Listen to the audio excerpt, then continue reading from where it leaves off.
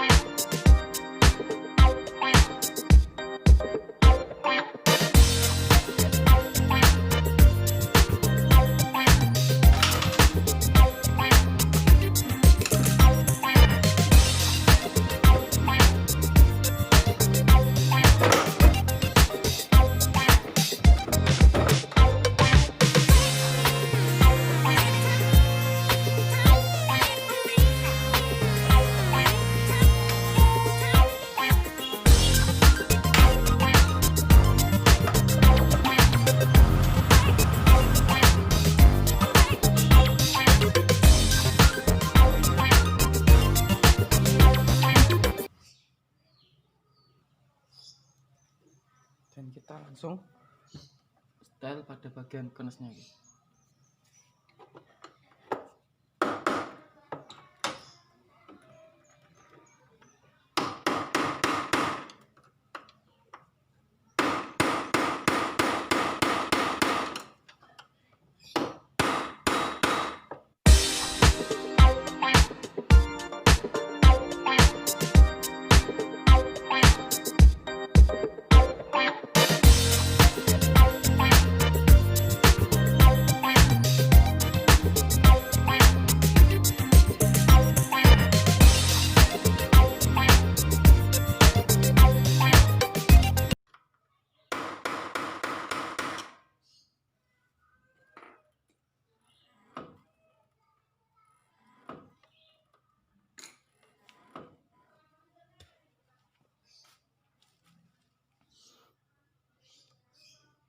Oke, sudah.